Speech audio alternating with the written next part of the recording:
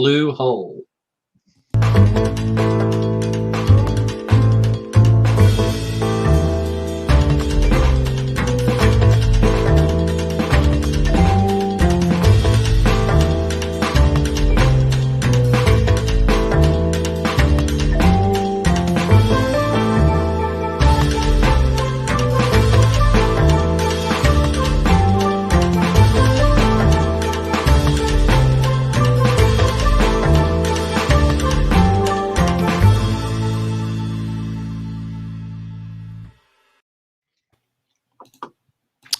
Hey everyone, time for Puzzle Talk, the geocaching puzzle podcast brought to you by the Geocache Talk Network.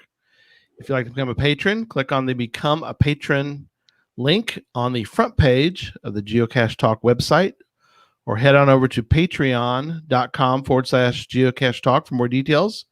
Patrons get the now famous blackout coins and other geocaching items during the year, as well as bonus content, invites to special events.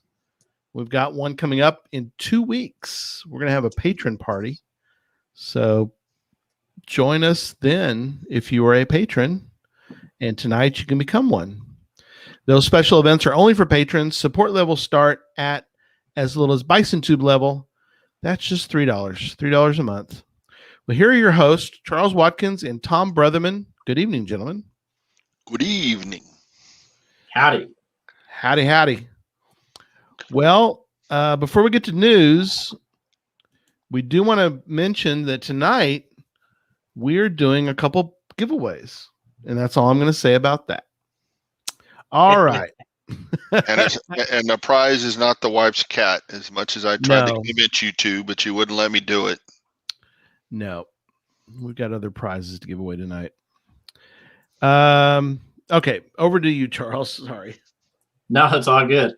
All right, gentlemen, thanks for that. And time for some news. Oh, let's add this in here. Nice. This goes right along with tonight's theme. Yep. But Puzzle Talk merch is available in the Geocache Talk store. So you can go to geocachetalk.com and click on, we've changed it, so I don't think it says store. I think it says shop now. But up at the very top of the homepage for geocachetalk.com, click on the shop or store tab at the top, or you can go directly to the store by either scanning this QR code that's on the screen in front of you, or you can go to chromiaprint.com/collections/geocaching. Perfect. And so that will get you over to the Geocache Talk store, where you can get some Puzzle Talk and other Geocache Talk merchandise. Yes. The Puzzle Talk coins are all gone. Man, they've hot sellers. Hot sellers. Don't worry. Your chance to win one of these coveted blue coins is coming up later in the show. There may be a few held back. There may be a couple available. Also wanted to say that the Puzzle Talk podcast Instagram account is going strong. Right now, I'm showing puzzles that were created for the Moga Mega on the event. So if you were at the Moga Mega and took part in the puzzle challenge and you didn't understand what some of the puzzles were or how to solve them, pay attention to our Instagram feed. We'll be going over some of those puzzles. And then in next week's show, we're going to go over the puzzles. So next week's show is going to be the Moga Mega puzzle caches, but we're going to go over some of those and give you a sneak peek on our Instagram page. And if you were part of the Moga Mega event and didn't know how to solve them, if I post one that you didn't understand how to solve or didn't get a correct answer to, hey, shoot me a message through the Instagram service, and I can help you through, or you can hang out and watch next week's show where we explain how to solve all of the puzzles that were part of the Moga Mega event. Perfect. I I think for next week's dinner, I'm going to go get some Migas tacos. Oh, sort of Then like Moga? I'll have a Moga Mega meal. Right. That's hard to say. That's it. So check out our Instagram page if you would like. I try to post a puzzle or two every week on there. They are simple puzzles that you should be able to solve from the comfort of wherever you're viewing your Instagram feed from. But that is Puzzle Talk Podcast on Instagram. However, if you don't solve it, the world doesn't come to an end. Don't feel bad. There are other puzzles. That's right. There's more to go. There's more to come. That's right. Just because you couldn't solve one doesn't mean you can't solve the next one.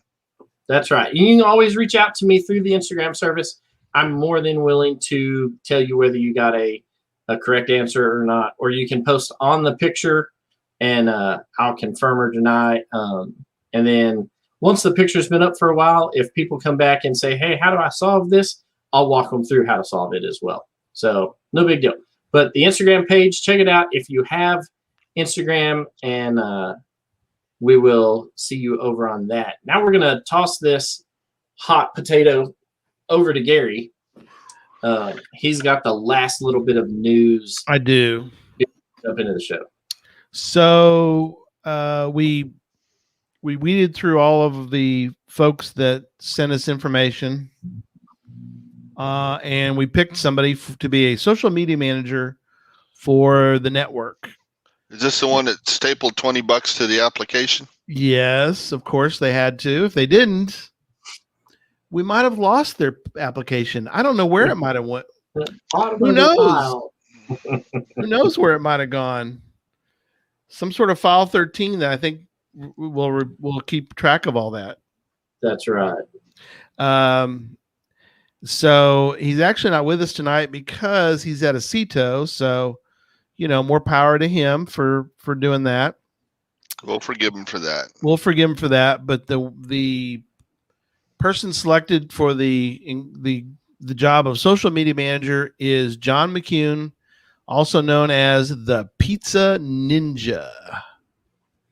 So congratulations, John. He is fired up, he's ready to go. So we're going to be meeting with him soon to give him the keys to the kingdom on the social media side of Geocache Talk. And he's going to be firing away with good info, Instagrams and tweets and Facebook posts and all that. So he's going to get us all up to speed. Now, is he the pizza ninja because he stealthily sneaks in and steals pizzas, or because he cuts them with his samurai sword? I think that's how he slices them. Oh, Pizza ninja. Got the katana. All right. That's the end of that. So back to you guys. All right. So Tom, what's tonight's show about? Usually an hour and a half. But thank you very much. Be here all week. Try the veal. That's right. All right. So hey, y'all you open the door for me. So next time I see you. Yes. Exactly. What is the topic of tonight's show? Scannable codes. And although we mentioned QR in the title, we will talk about some other scannable codes because there are many. Now, this is not that game. We're talking geocaching. That's right. This is not the M game. Where you scan little QR codes. That's right. You can go play the M game. Go play it to your heart's content. But this is geocaching, which I find fascinating to combine the two. And I haven't seen it that often. Have you guys seen a lot of? I think that this is sort of a area that's not used a lot that could be utilized. Yeah. I just don't see it. You don't find a lot. I've got a couple examples in the show notes that we'll share at the end, but Yeah, I found visiting a couple. visiting Vet Tech out in East Texas has a series called Smartphone Caches, Yep. where you have to have some type of smartphone to scan a barcode or a QR code. I think one of hers, she's got a series of 4 or 5 of them out. Yeah. And you have to have a smartphone to scan something there. I think one of them is an NFC tag, and the others are, she printed off some barcodes and laminated them and got them stuck on something. Yeah, those came to mind because I think that's the first time I saw them was in Tyler when she had those. Yeah. I found a couple up in Anchorage on my visit up there where the guy put a QR code right on his cache page. Cool. And so I've seen those. I've seen a couple of NFC tags and laminated QR codes in the St. George, Utah area. Oh, neat. And then Tom has in the show notes a bookmark list of caches that utilize QR codes, whether they're on the cache page or not. I went in and looked at a couple. That Tom, where did you find that list? I didn't. I think Gary did. Yeah, that was. Yeah, Gary, that was a list. Oh, I misspoke. No problem. But there is one I'm really will highlight later that I thought was interesting that they combined a couple of things together to make it even more unique. So we'll get to that one later too. But yeah, you mentioned NFC. We'll have to talk about that here in a minute too, because that's interesting. We're not talking about just QR codes. It could be other codes as well and different types of codes. So any type of scannable puzzle, but we'll get into it. So tools for tonight. There are a couple of links in the show notes for the geocaching toolbox. Yes. They've got a QR reader and a QR generator. So those are both in the show notes. And then there is a link to barcode-generator.org, right? So .org. And that website is one that I have used. I have a barcode puzzle that's on our Instagram feed. And so the barcodegenerator.org will allow you to make a plethora of different types of scannable codes. You've got to go through and see if your phone will scan them, because your phone won't scan all of them. But it is a good resource for a wide variety of different types of scannable codes, all of which we mention in the show notes, except for, I believe, the Microsoft tag at the end. That's not supported anymore. Well, right, but it's the only one that's on the list in our show notes tonight that is not on that barcodegenerator.org website. Okay. But if you go in and do a search for Microsoft Tag Generator, there is a website that you can use and to create one. I went and looked at them because I didn't know what it was either. But they're kind of these funny. They got multiple colors and they're triangles. Wow. It kind of was a weird looking tag. But now that as much as I deal with IT stuff, I have seen these tags, and I'm like, oh, I didn't realize you could scan that. So, interesting. I tried looking for a scanner for it on the iPhone, and I couldn't find one. So I don't know if there is one anymore.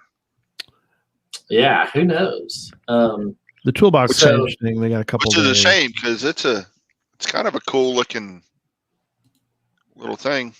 Yeah, it's a cool looking tag. I'll see if I can pull one up so that we can show it for the visual watchers while the show's going on. But the geocaching toolbox has some great resources for building QR codes and whatnot. So check that out as well. So I guess let's dive right into it. Types of scannable codes.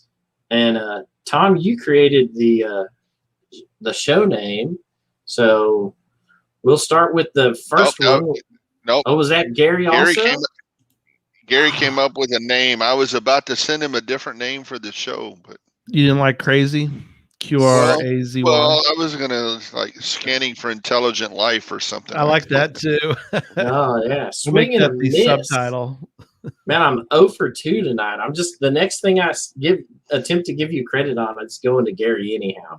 No, from now on, it's until you get to the bottom. All this is Tom's info. So all right, I did not know what QR code meant. That's cool that he found that. Oh, you didn't know what that meant? I did not know. I did not know where QR came from. All right, Tom, go ahead. Well, I don't have it in the show notes. The very first one of these I found, but I remember the name of it. It was called Act Fast.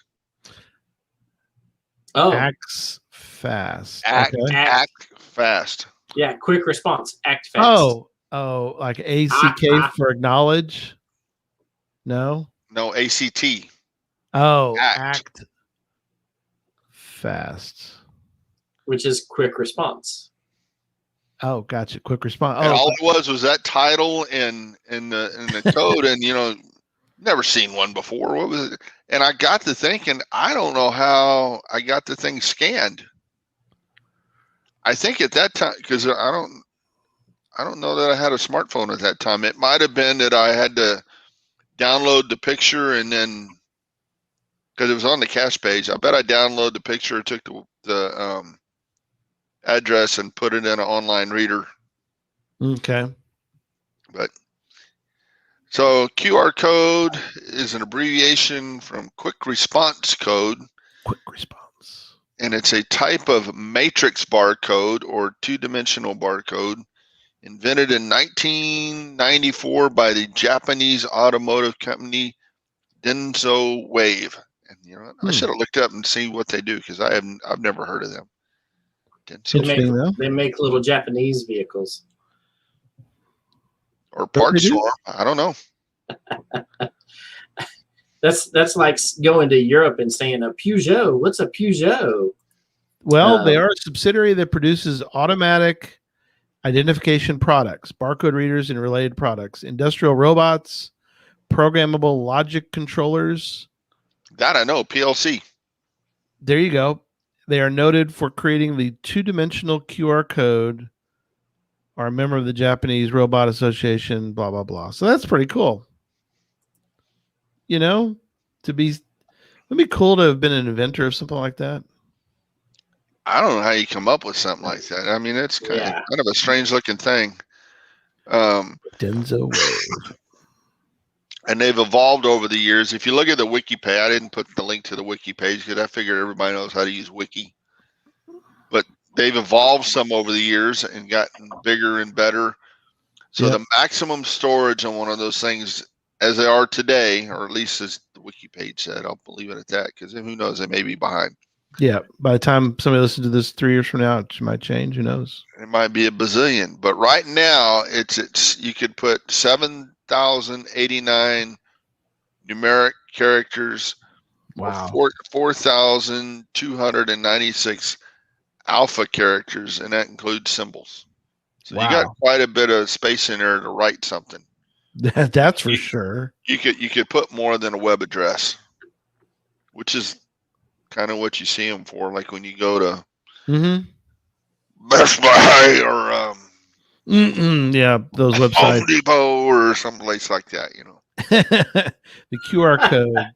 It won a prize, by the way, in the Media for Industry category of the Good Design Award. This was in 2012. How about that? Should have. I mean, pretty ingenious. It took them a while to get there. Almost 20 years.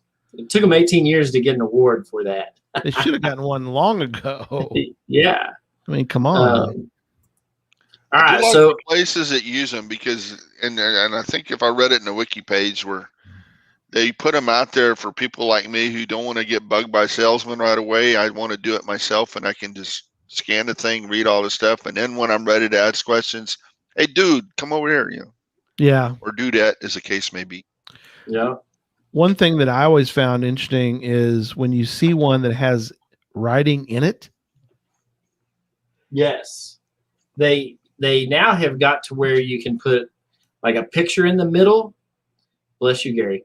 And you can put a picture in the middle, or Thank you you. can I know. put a word or letter, symbols right in the middle of them. Everybody who uses the photo application on their phone called Snapchat gets, Mhm. your little name is your picture in the middle of a QR code. I'm showing one that has a hamburger in the middle of it.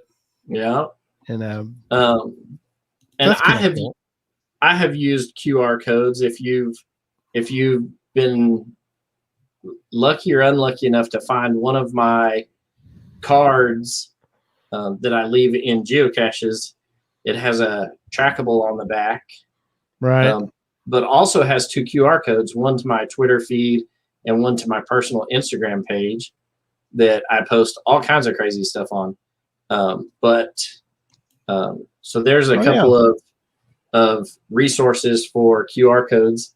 Takes you to my social media feeds. If you found some of these, it's got a trackable on the back, so it's always kind of neat when I drop them someplace and I get this a find from somebody, Right. off in Idaho somewhere, that's like, yeah, I found your card, log in a trackable, thanks. And then, like within a day or so, I have an extra person following me on Instagram or on Twitter. Right. So it's kind of fun to see, but easy way to get some of these mass produced and out so that people can quickly get to you just by scanning a business card. So yep. Josh saying he put a QR code on the laminated cards attached to my travel bugs. Quickly scan directly to the travel bug page and goal. That's a great idea. Yeah, that's actually really smart, especially if you're, if you get some trackables that get dropped at some big events, somebody can just scan it. No, go in the other direction.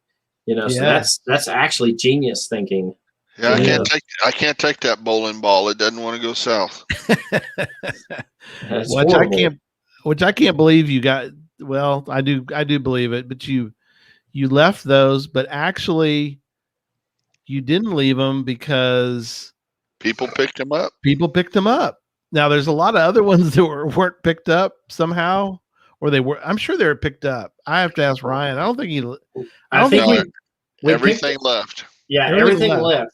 Now we took a bunch of them right at the end, but they're not logged, and went and dropped them all in like a Audie Olson, one of his large caches with an ammo can in it. So, right, dropped them all in there. Most of those, everything left. If it was on the table at the end, we picked it all up and it left and it went to a cache.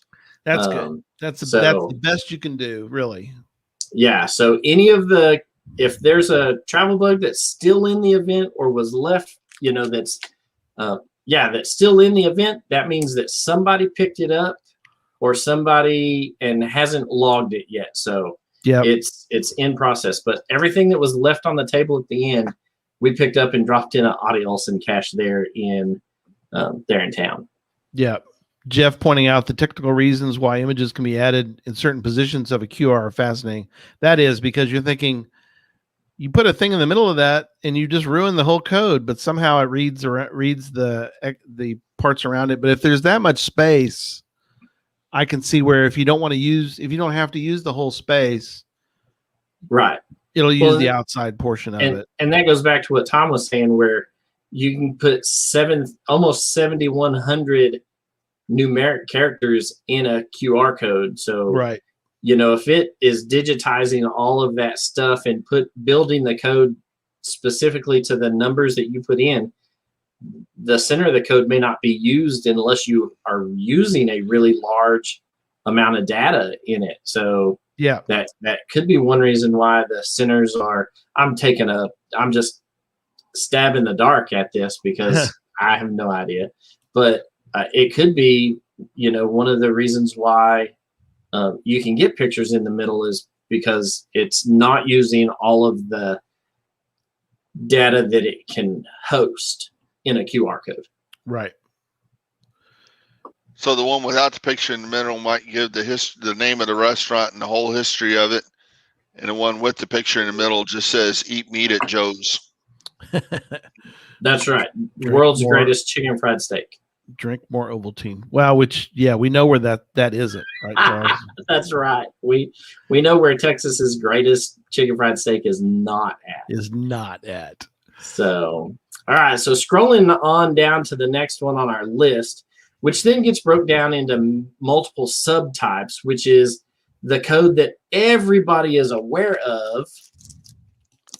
Barcodes. The barcode. Barcode. That's right. So barcode rule number 1 is always tip the waitress. Rule number 2 is use a coaster. Oh, not that kind of barcode. Not that kind of barcode. That's right. Okay. But those are barcodes. That you are right. Yes. So the barcode comes in many types. We're going to cover 4, 5, 6, 7 of them. We've got 4, and then we go into others. But the Aztec code is a type of. Anyhow, we've got 4 in this basic category. So the code 128. That is one type of barcode. So if you go to the website that we had listed, the barcode-generator.org, it has all of these as a drop-down menu that you can select, and we'll show you that website here in a bit. But if you go to barcode-generator.org, it gives you all these multiple types that you can do.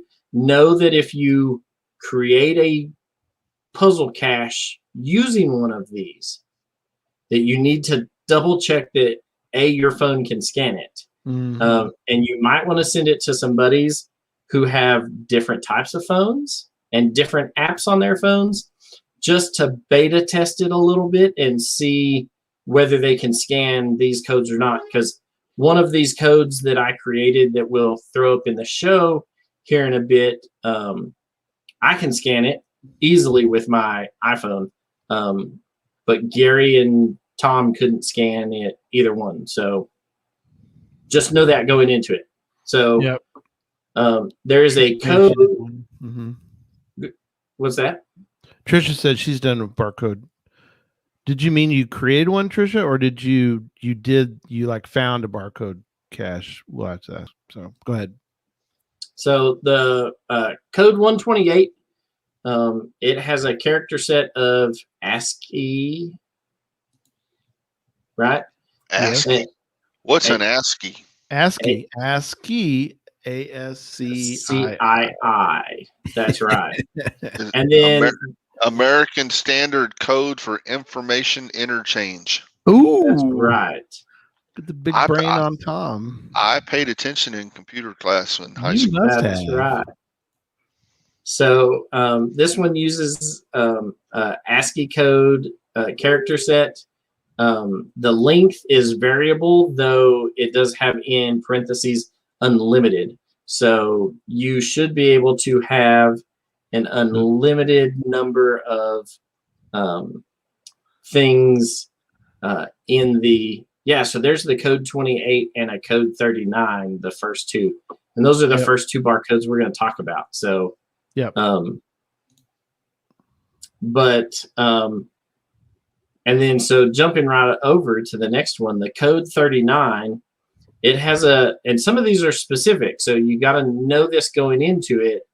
The character set for a code 39 barcode is 0 through 9. A through Z, plus, minus, a space, right? Because a space is a character. A asterisk, the $sign, a slash, and a % sign, right? Oh, wow. So you can't have an ampersand in there. I know that's the or you can't have an exclamation point, right? So it's limited to what you can input into it to get out of it. Gotcha. Right. So if you're going to write a sentence, right, or the code word for that somebody needs to put into certitude, or the coordinates for the next stage or the final or what have you, just bear in mind that not every character works with every type of barcode.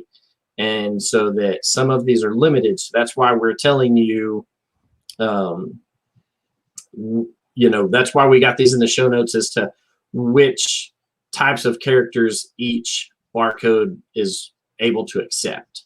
So that A to Z, that's just uppercase, right? Most likely. Yeah. I'm going to guess because of the limited character stuff.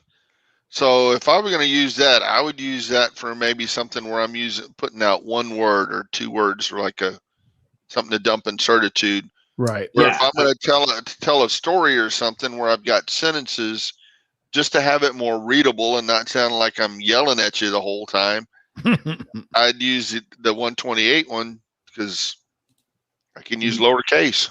Right, exactly. And so putting limits on them, that goes to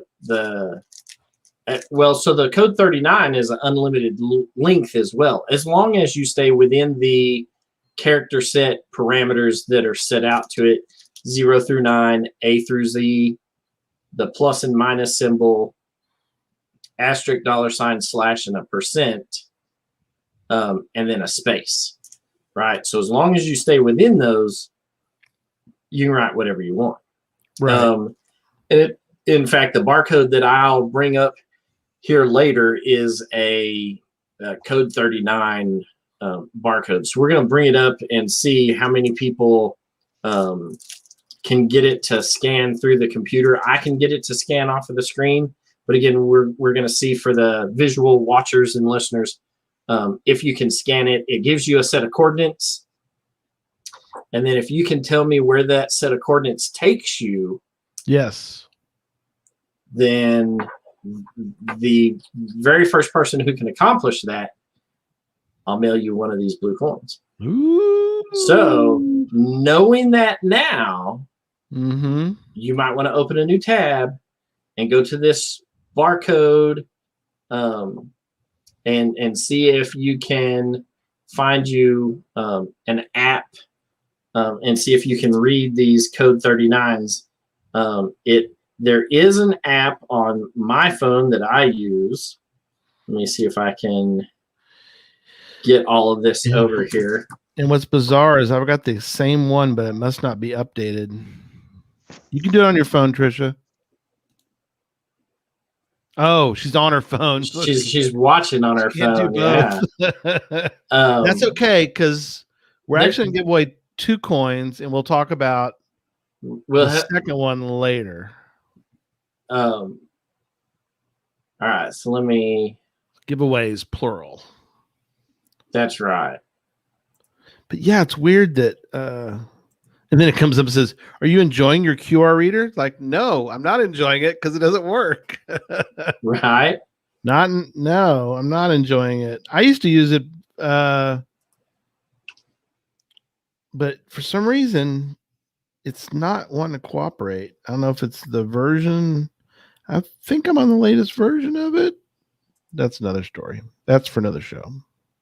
So this is the app that I use that Gary has that works for me that for whatever reason doesn't work for him. Bizarre. Right? It's odd, but it's just called QR Reader. And it will read barcodes. It will read QR codes. It will read the Aztec code that we get to. It will read the UPC codes. That is the next barcode type that we're going to talk about. So all of these different types of QR of these scannable codes, scannable barcodes of some type,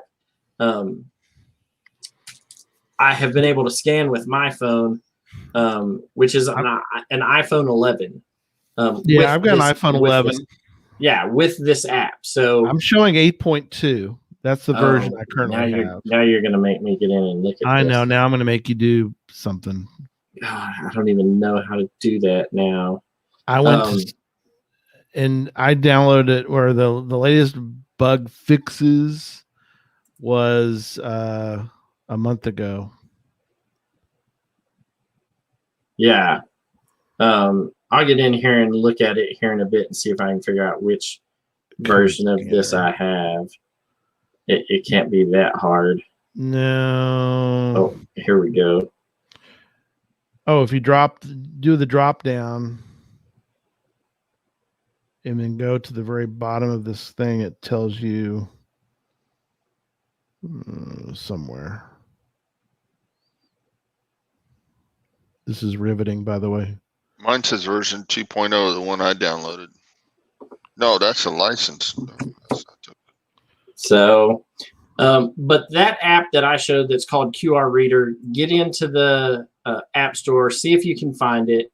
If you can find it, download it. It's free. And then it'll help you with one of these things that we're giving away later today. We've got a couple of giveaways, and so that's going to be good.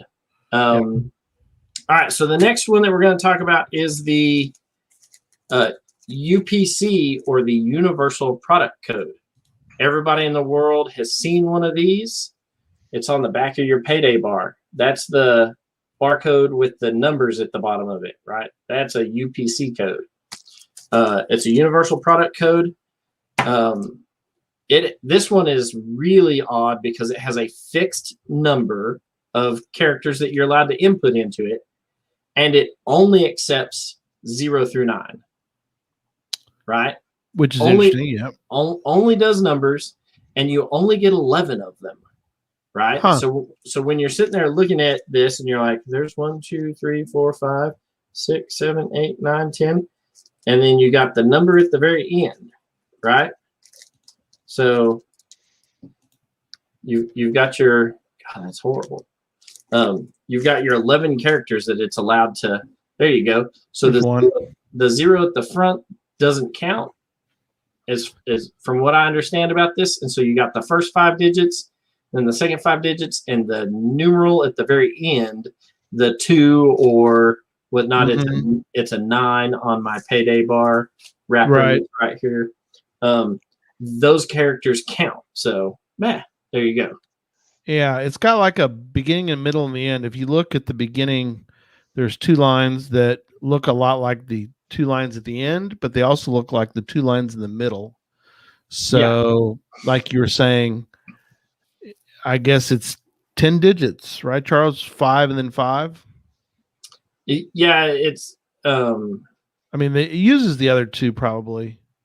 Yeah, at some level it's got to. It says that it's a fixed length of 11, so somewhere they've got to be able to squeeze in another digit. That's what I'm thinking that 2 at the end is, because I've got several UPC wrappers here, or codes on my desk. I've got some batteries and whatnot, and it's a 0 at the front on every one of them.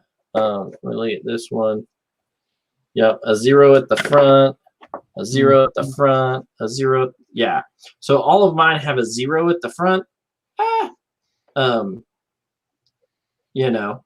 Oh, so there you go. Darren, you see this? Darren says he just created one that uses the first digit, but not the last. Oh, okay. So there you go. Your results may vary. It's right, but interesting. Interesting to know that it can be slightly different. Well, I'm going to tell you that for tonight's another show. That's another show. Has a 6 at the front and a 9 at the end. Oh, that's right. That's your for tonight. Yeah. Yep. There you go. 42860-30080 and then a 9. Yeah. Huh. What was that you're drinking?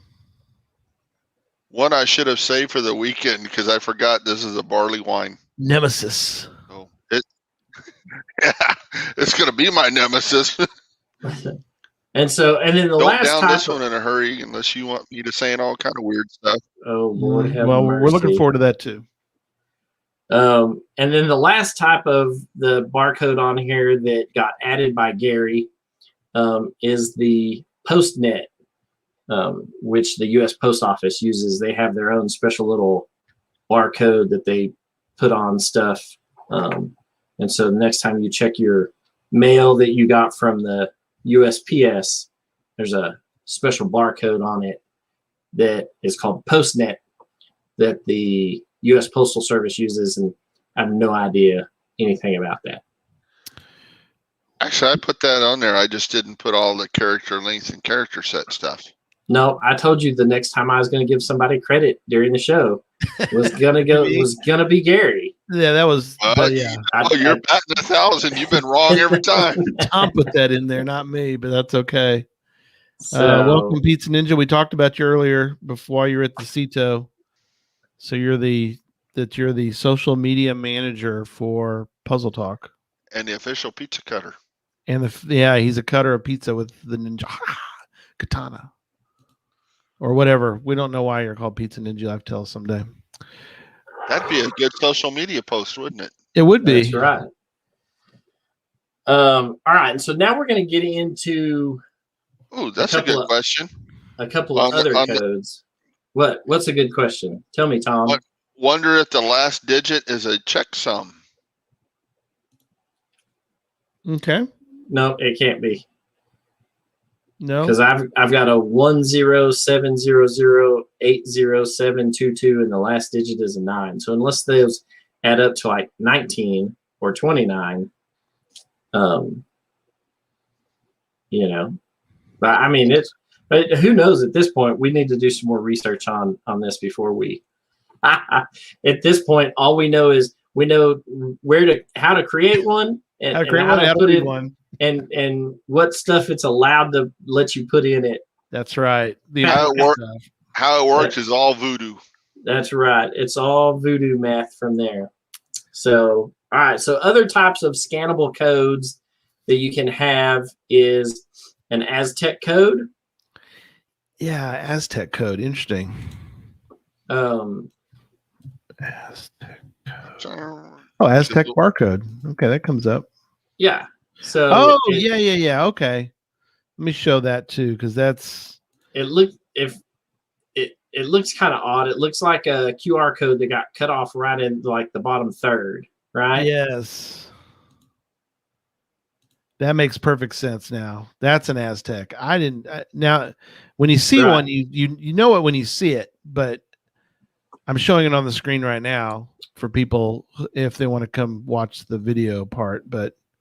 It makes sense. It's sort of it's kind of like a QR code, but it's like a mishmash of a QR code. It's like a one-eyed QR code. Yeah. Interesting. So now I can't unsee a temple looking at it. I know. That's because it's Aztec. The character set for this one is alphanumeric, right? So all alphabet letters and all numbers. And then the links are variable, though what I did find for this is that typically they max out at 3,823 characters. I'm not sure. Wow, okay. I'm not sure why the odd number for that. But 3,823 characters. Try to make it a short novel.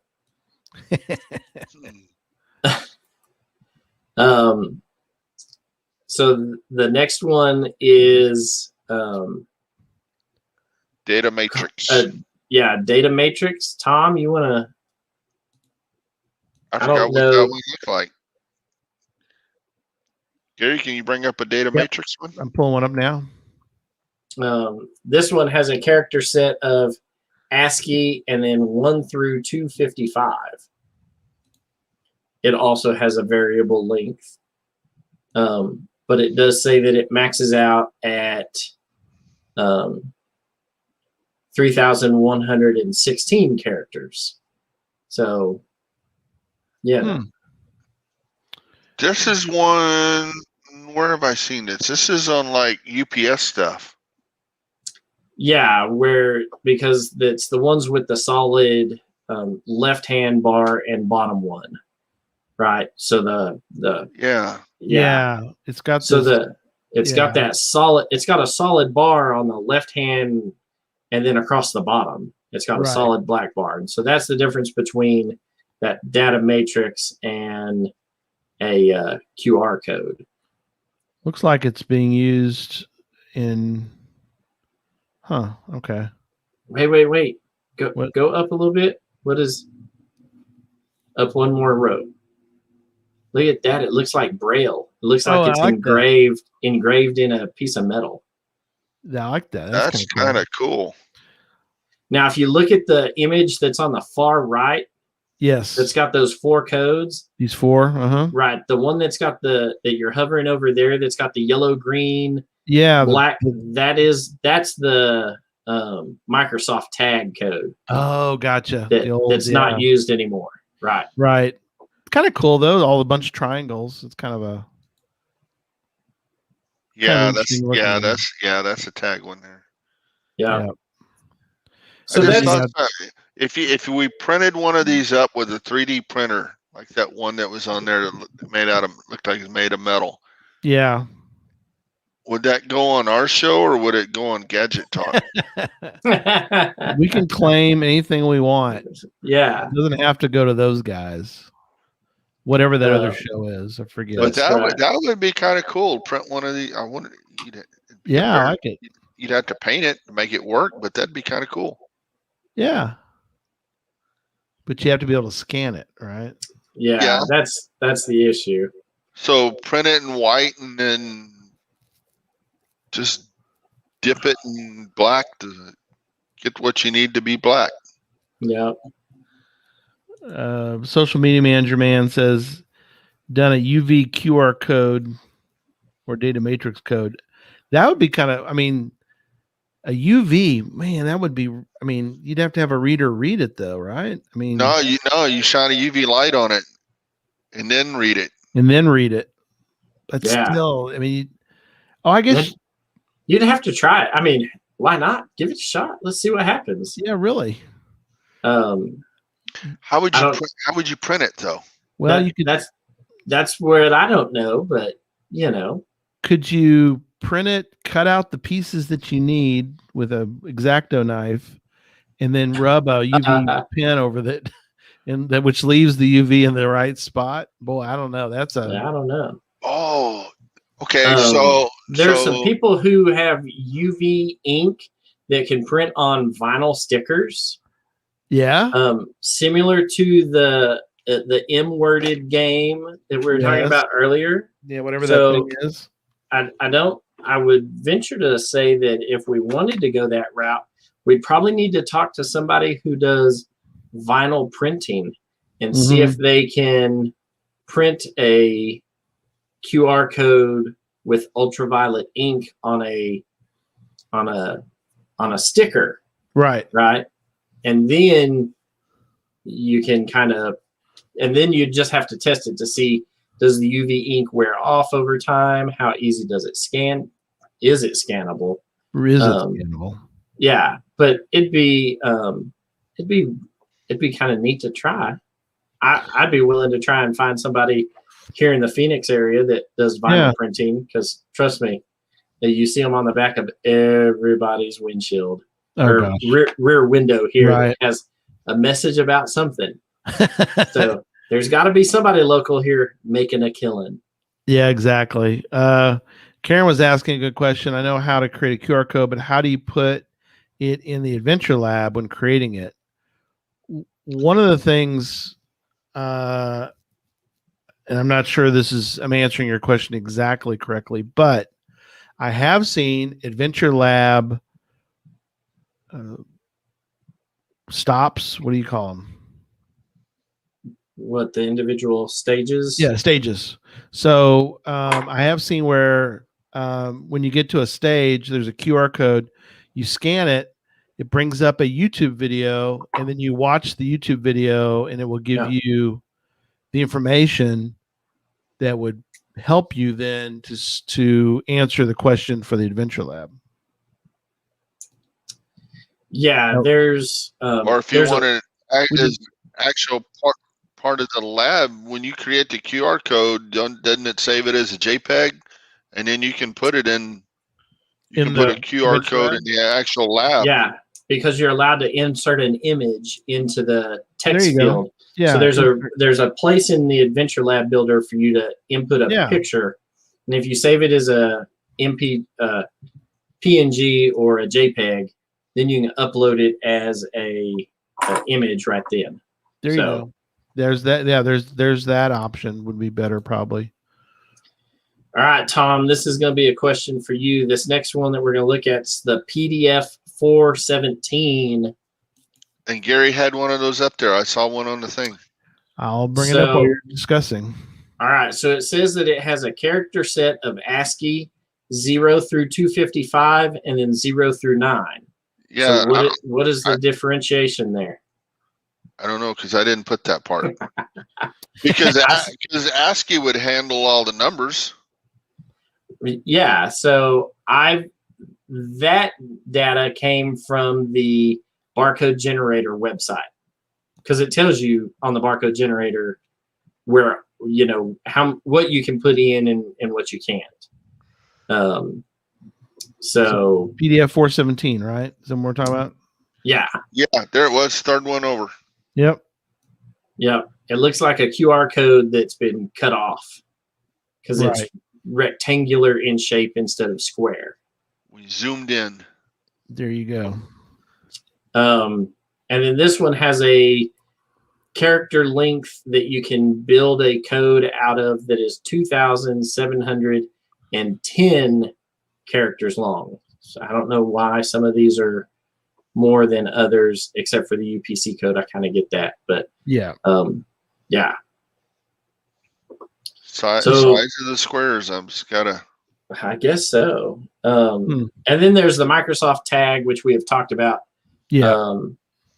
Somebody wrote in the show notes that they saw geocachers attempt to use this, but Microsoft dropped support years ago. Yeah, Jeff mentioned that. Yeah, I that part I did right because I remember doing one because I think it was a cool looking. I don't remember what the puzzle was about. I just remember that being what you had to scan, and it was a little bit. It took me a while to figure out what it was, but kind of cool. Mm-hmm. Cool. So what do you do with all these? Now that you got them, what do you do with them? We'll show a couple of different examples, but there's some QR codes up in Alaska that I did where they just put the QR code straight up right on the cache page. Oh, okay. No big deal. And then you scanned it with your phone, you went out and found it. I've seen some of those, right? Visiting Vet Tech had some that she printed off, and you had to get to ground zero, and there was a sticker or a laminated card there with a QR code on it that you had to scan for her smartphone series that she had. So there's some of those ways is a good way to use these. You can put them on your cache page, or you can make them like a high-tech multi-cache that utilizes QR codes and whatnot. Let me answer this part real quick. If on what program works. So for the phone, I mean, literally, you go to the app stores and you search barcode reader. You're going to find multiple ones. So there's a plethora of them out there. And then if you're doing it on your computer at home, just search online barcode reader, and there's plenty of them online too. That you don't even have to download a program. You just upload the picture or send the code, the web address for it, and it'll tell you what it says.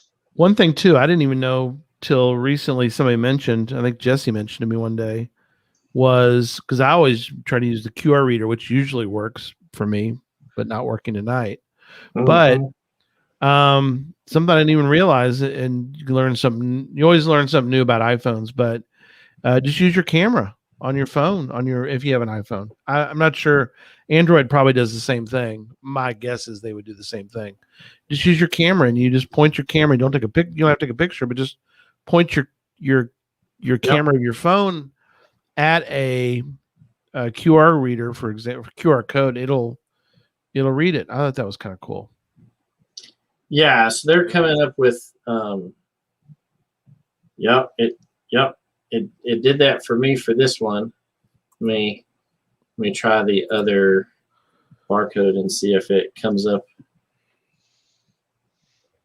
You know, after COVID, we all know how to use the barcode stuff because every restaurant you go to, they don't give you a menu. It's right. There's little stickers. Scan the sticker on the table. Yeah, absolutely. Oh, so yeah, so interesting.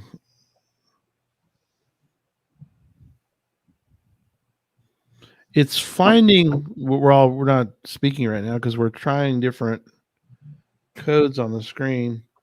It found the ones on here I've got pulled up. It finds some of them. You don't have one pulled on the screen, so what but do you not got? others. That's interesting. Channel code, gosh, there's a billion types. Micro PDF. Tom, did you write the 7-segment display? I did. So you got all these scan codes. I mean, you guessed right. You got one right. The obvious thing that you could do is just have coordinates in the thing. You know, if you did the QR code, you just put the coordinates there and you're done with it. And that the first one I found, I think that's all it had. It was either that or projection, but I think it had coordinates. And with the barcode one, I thought that you had, I thought, man, what if you just put the coordinates in a different system? Right. You know, like the 36 point blah blah blah blah blah and 98 the point decimal, blah blah blah. Yeah. Right, the decimal format. Where the barcode really doesn't have anything to do with it, just the numbers that are below it.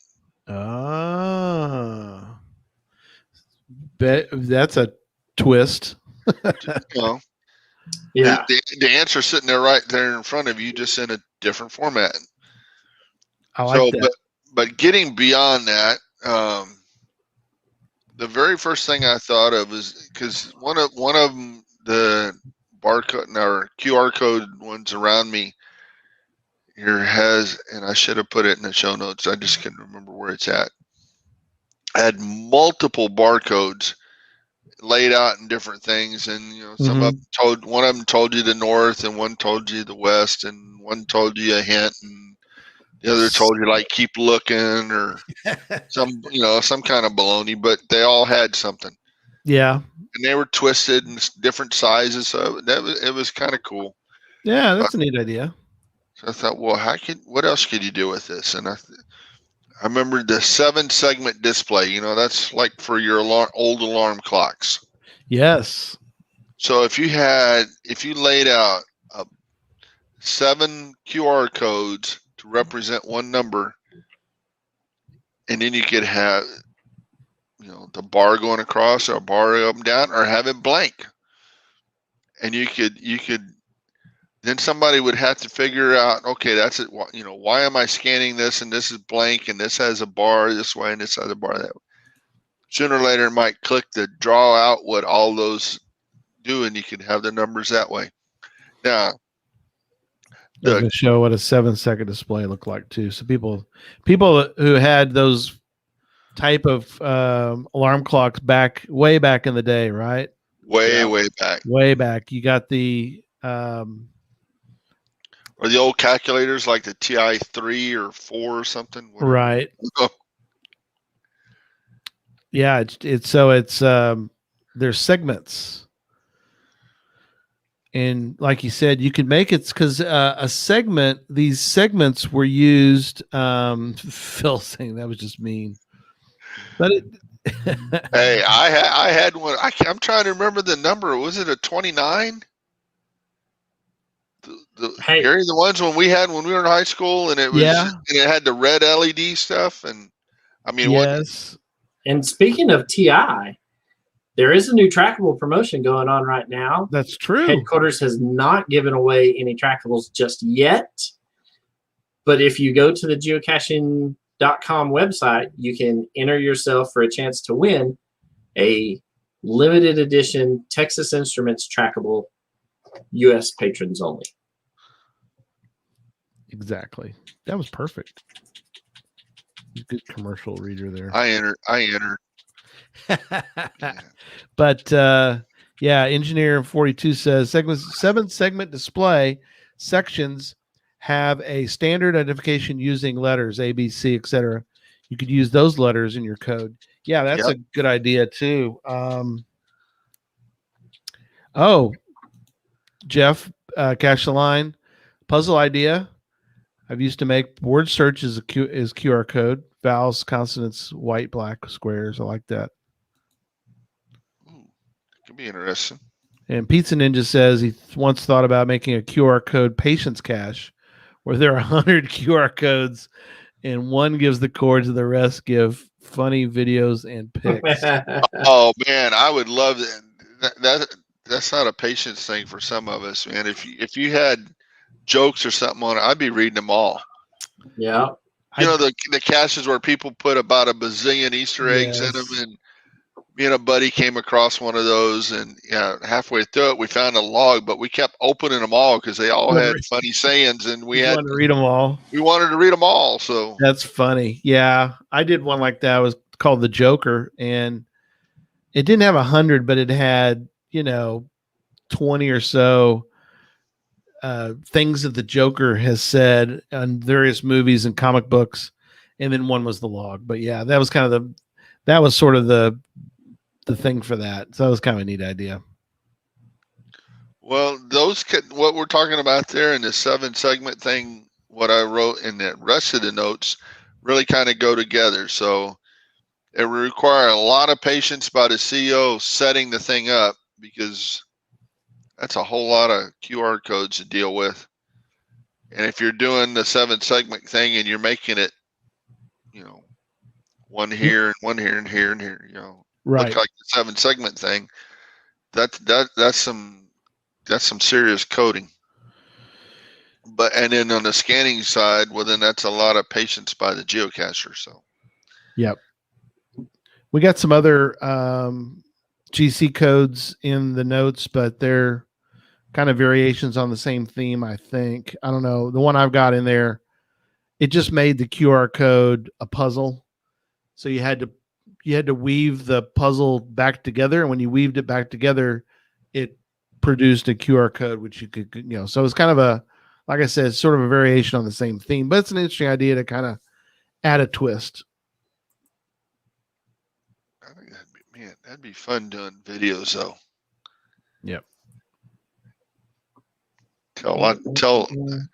Man, I'm gonna keep that in mind. I like that. I might do that. Yep. Yeah.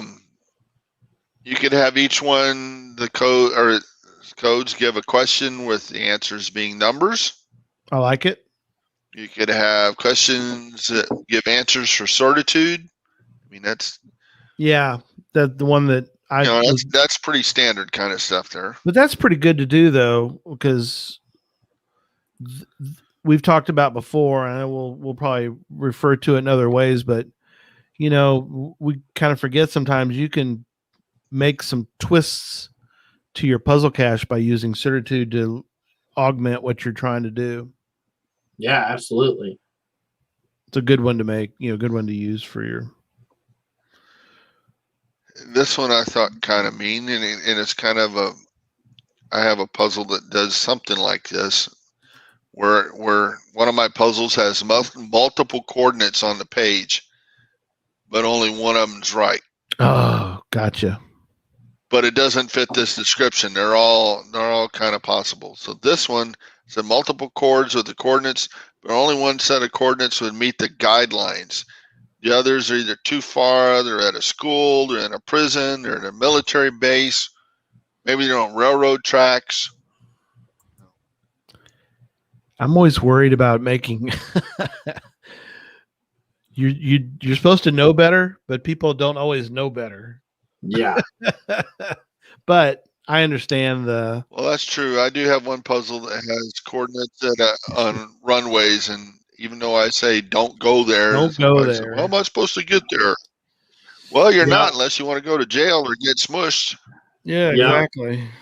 I had that same argument with a reviewer that where I had listed several caches, puzzle caches that put you the icon on the map was like in the high school football field, right? With and I put in the first line of the text was don't go to the given posted coordinates, right? Phil says always go straight to the railroad tracks. Yeah, that's not what you're supposed to do. I But hear the train a coming. you know the reviewer came back and told me, said, nope, you gotta move the icon on the map. And I was like, but but I was in what I was actually doing was one by one posting these geocaches that were gonna make a smiley face, Right. And doing them just kind of one by one haphazardly. And I was like, but you've already published 5 other caches on school property for me. And he's like, not anymore. I'm not. Yeah. So you make sure that you run that past your reviewer. When I talked to your reviewer that lives out in West Texas about that, he said the same thing. He said, yep, they're getting pretty good about building those maps that have all of the schools identified on them. And they won't let you put even a puzzle cache, an icon that like a virtual stage or something. Yep, you can't put it over school property. At least that reviewer in West Texas won't let you. The reviewer for Colorado and New Mexico won't. I have a feeling after a long conversation at a recent event cache with one of my Arizona reviewers, you're probably not going to get it published here in Arizona like that either. So run it past your reviewer before you start putting it in restricted areas. Yes. For an icon. But if you put the red herring to a puzzle in a QR code, like Tom was saying, like that, you might get away with it. I'd still run it past my reviewer first. Yeah. So is it just the schools, or are they doing all the stuff? Because like I have a couple of puzzles that show they're in the middle of the highway. I don't think the highway was an issue. Road intersections weren't an issue when I asked. But you couldn't put one like I had one at the public high school in town. No, not anymore. So makes sense. I can kind of get that. I mean, I see that. What he told me to do was he's like, hey, there's a river running right through town. Why don't you just put your coordinates right in the middle of the river? But like, it's kind of hard to make a straight smiley face though. He's got a crooked smile. Crooked smile. Yep, that's it. So just you ain't gonna unsee that. Yep. So he's watching. He's listening and watching. Yeah. As long as dang it, we're both pushing. Click it. You do it. As long as your regional wiki is up to date. Yes. Which I'm sure Arizona is. Then your regional wiki pages are a phenomenal resource for all things geocaching. If you've got a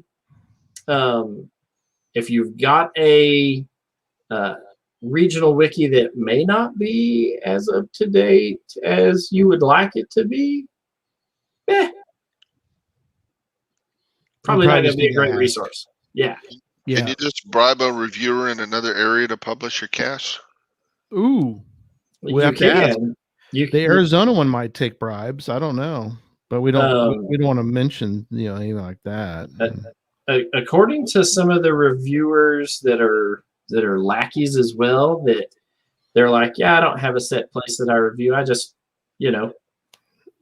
wherever needs some attention. Right. Keystone will sit there and review all over the place. You'll see caches published by him all over the U.S. and you're just like, so is he my reviewer? Is he not? You generally speaking have dedicated reviewers that are given a section of land that they are responsible for. Yeah. But nothing says that Ignotus Peverell can't come in and publish a cache in Southern California. Yes, thank you, reviewers, for all your hard work.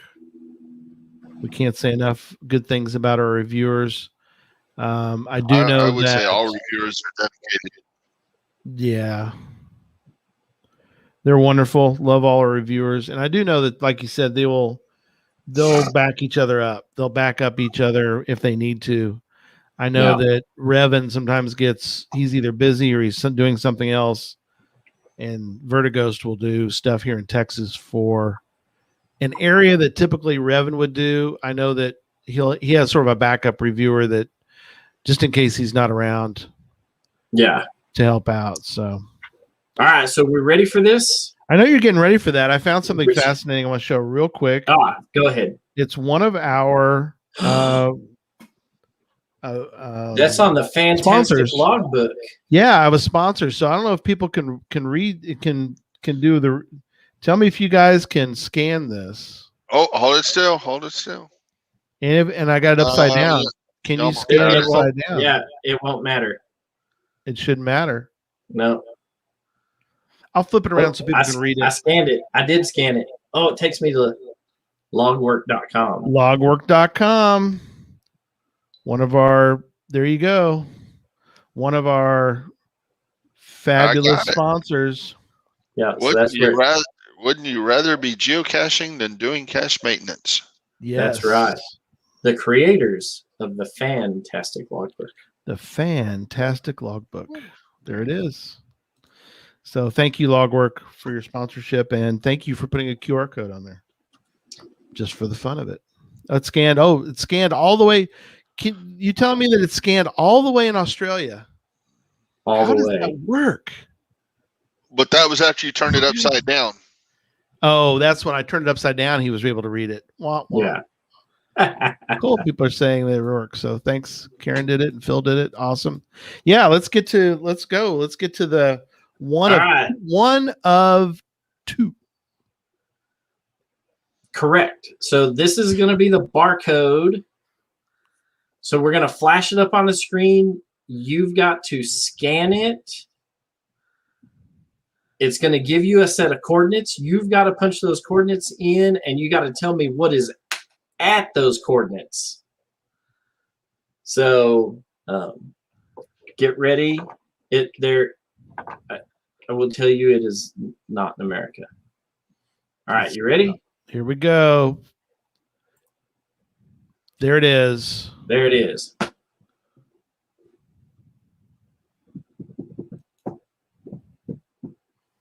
The time is clicking for That's the audio it. listeners to. I got it. You can't. Okay. You're not eligible. It's a polar bear, right? No, it's not a polar bear. Oh, hold on. Turn it that way. It's a penguin. So people are working on it. People are working on it, and while they do that, that's fine. Yep, they're working on. There are plenty of ways for you to get some of this stuff into geocaches. Is that the right answer? No. No.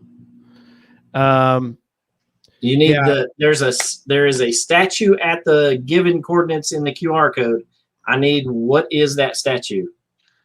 Oh, we got it. Darren got it. Darren got it. That is correct. Little Mermaid. Nice, Darren. Was she wearing a polar bear costume? I think she's wearing a set of seashells. Oh. Yes. No lie. You will, by the way, all listeners can, we are going to give you the information at the end of the show so that everybody can, because we want to include audio listeners too. So stay tuned to the end. We'll give you information on how you can win the other coin 2 of 2. That's right. For the audio listeners, because we absolutely love our audio listeners. Yes. And at one of the recent mega events I was talking to one of our audio listeners for the Puzzle Talk podcast, whose daily job is a mail carrier for Oh, the neat. for the USPS, and he listens to the show while he's walking and giving out mail. Nice. And so, what we're going to do is give away another coin to audio listeners, and so you'll have to email in an answer, and you will need to do it by. Let me find my mouse here. You'll need to do it by Friday the 11th at midnight. You need to have an answer emailed to Puzzle Talk Podcast. Yeah, Puzzle Talk Podcast. Puzzle Talk Podcast at gmail.com. I will bring it up so everyone can see that too. Isn't that the same place that you submit show ideas? That's right. If you would like to submit a show idea, fascinating. Tom, tell them where they can do that at. I think you can do it at puzzletalkpodcast@gmail.com. Puzzletalkpodcast@gmail.com.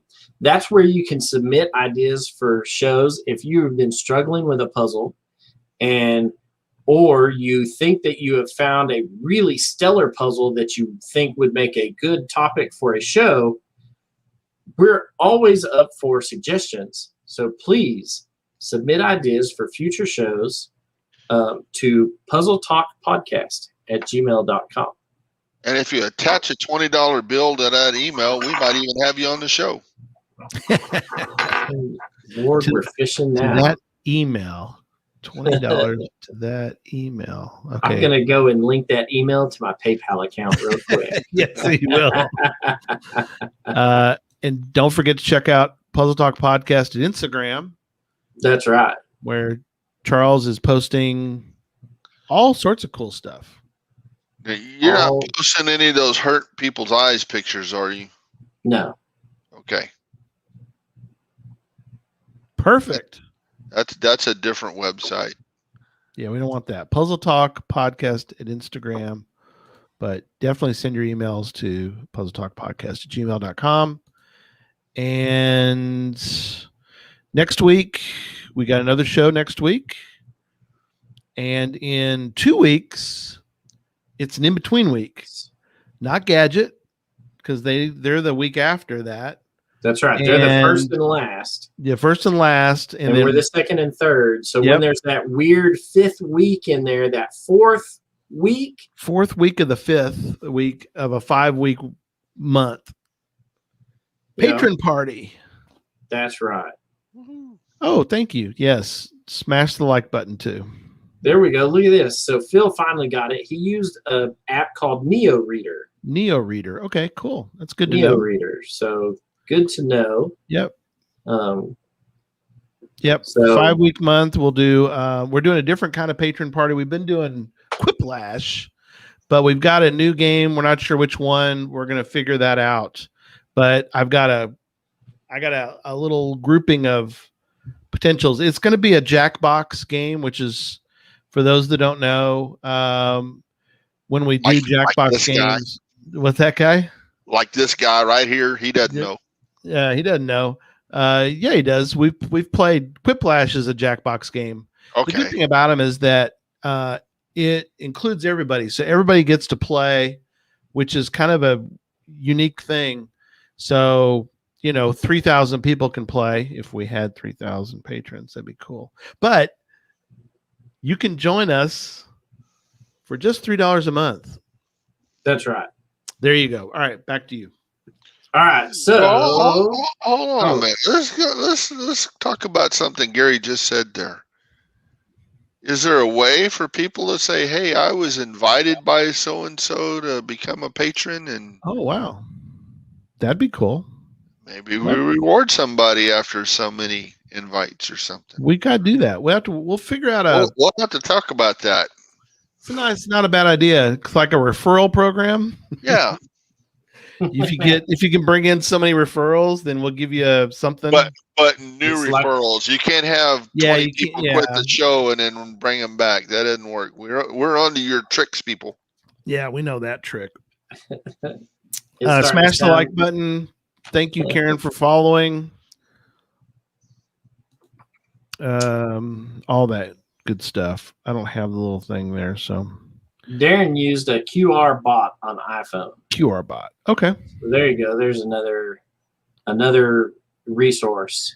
nice. All right, so here's the winding down the show. We're at the end of the show notes, so we're going to tell you how you can get entered to win another cool blue coin.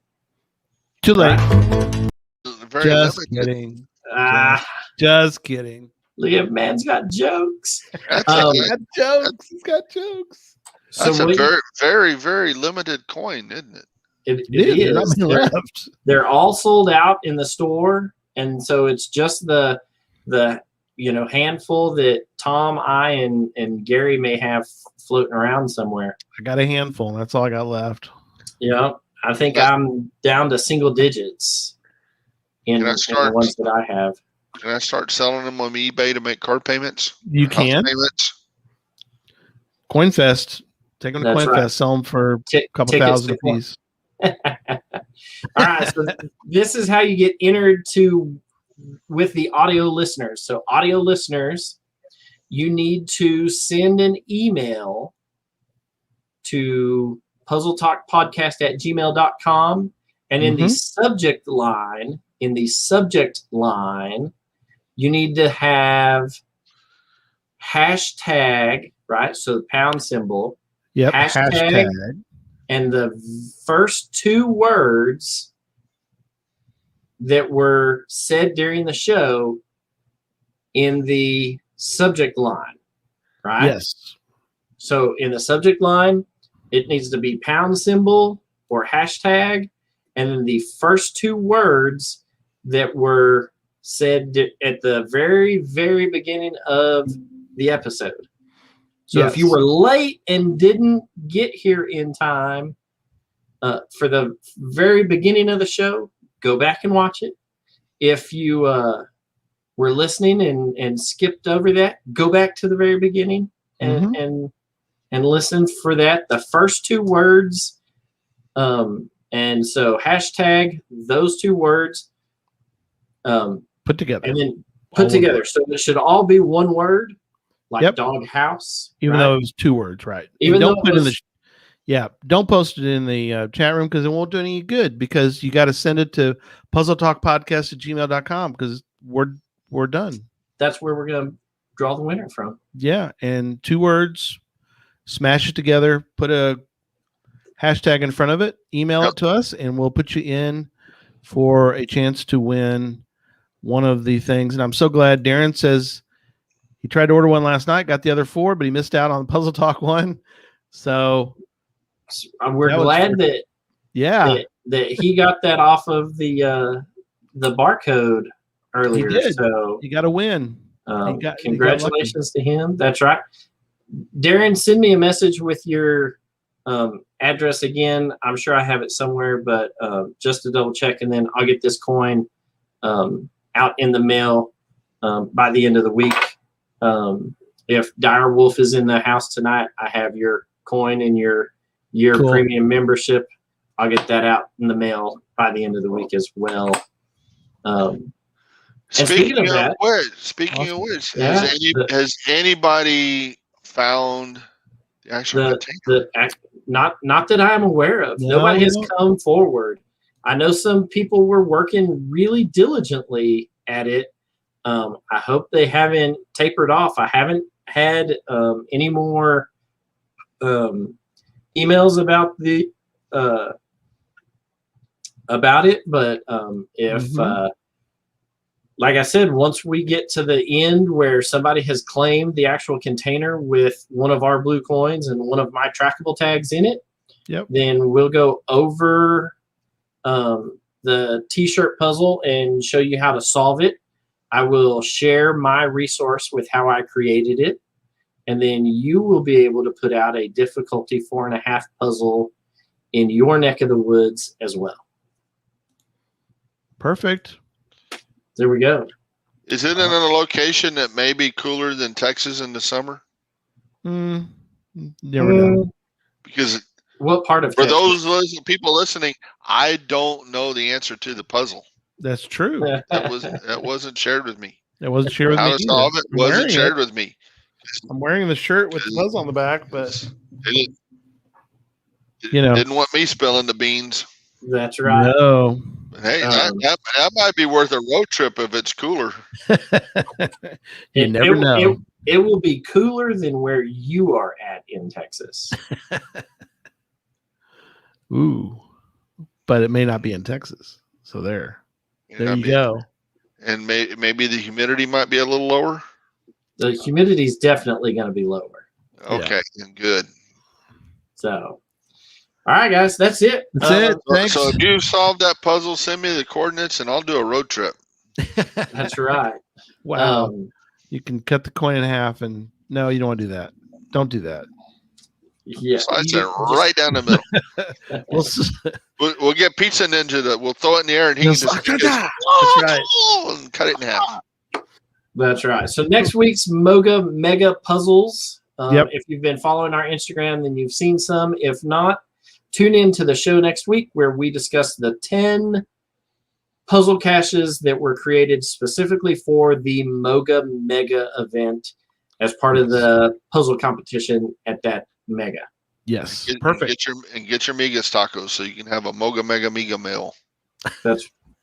He's been practicing that. He's been waiting. He's wanting to do that. He's just itching.